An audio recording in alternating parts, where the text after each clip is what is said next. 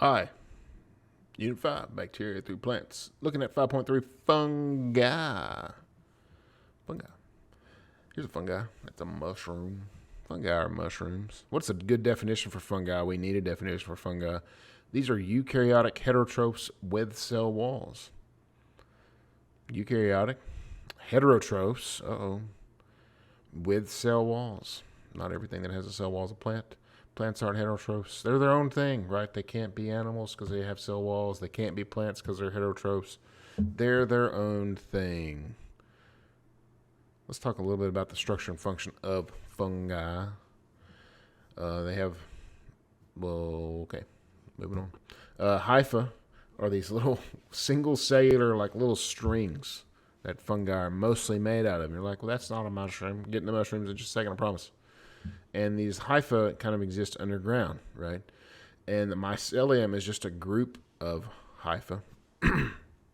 And let's look at this.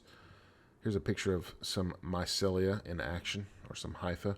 You've probably seen this on like the bottom of like a tree falls in the forest and probably doesn't make a sound because nobody's there to hear it. But it falls over in the forest and you look at the root ball, you like see it and it looks like these white roots are under there. Those aren't roots. Those are fungi. They've been eating that plant for a while. That's why it fell over, right? And so this is the majority of the fungus. When you're looking at this you're seeing the actual fungus. What we typically think of when we think of a fungus is this, like a mushroom or mold or something like that. But this is actually called the fruiting body, right? The fruiting of the body. Fruiting body is the portion of the fungus you normally see. Again, the rest of the fungi is underground. Several fruiting bodies can exist for one mycelium, and this is the reproductive structure of the fungus, right? It produces spores. Spores are going to go out and grow into more fungi. So this is how it spreads itself so that it can just spread more cheer throughout the land. Fungus reproduction. So there's some new stuff here that we need to talk about. Notice they have an asexual reproduction and a sexual reproduction. So something we need to talk about are these concepts of haploid and diploid, two terms that we have not really discussed yet. Most organisms have a set of chromosomes that exist in pairs. So think of shoes, right? So like let's say it has 10 pairs of chromosomes, 10 left and 10 right, if you want to think of shoes again, right? And so those pairs exist together, and we're going to get more into that when we get into genetics. A haploid cell is basically with just all the left, right? Just half of those chromosomes. Like when we are made, we are half of mom's DNA and half of dad's DNA. And so this would just be like having one half of your DNA, right?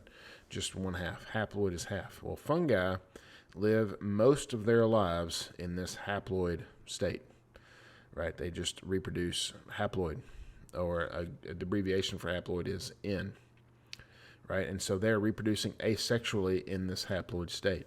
The spores go out from the fruiting bodies. They kind of grow and reproduce asexually. It's very fast. Doesn't require finding a mate, any of those things.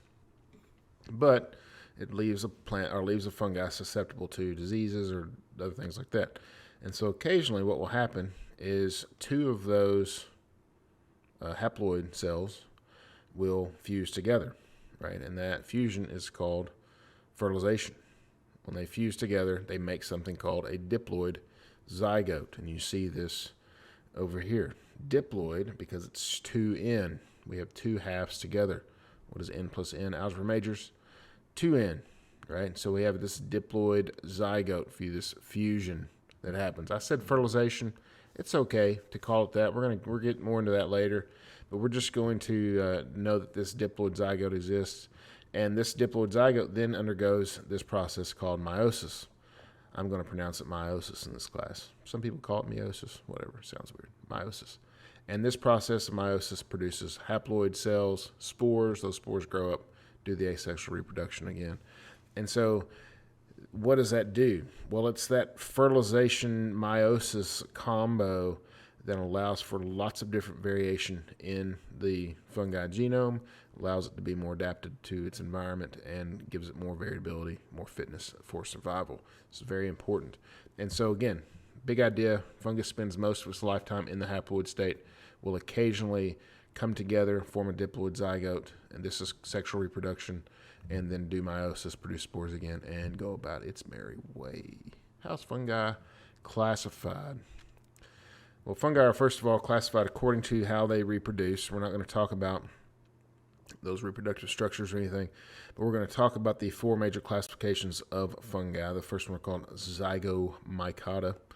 That is not snow on those strawberries, though it looks kind of nice, or whipped cream or something. That's mold. So mold is an example of zygomycota. Different kinds of mold. We're not going to get into the different kinds of mold. Just mold. There's different kinds of mold too, because there's another mold next. Ascomycota. This isn't mold. These are lichens. Yeast is an example of Ascomycota. These like cup-shaped fungi. This reminds me of like Wreck-It Ralph for some reason. That one. So Ascomycota. This is an example of fungi. Basidiomycota. When we think of a fungus, this is what we think of. Basidio means club. These are club fungi or mushrooms. Basidiomycota.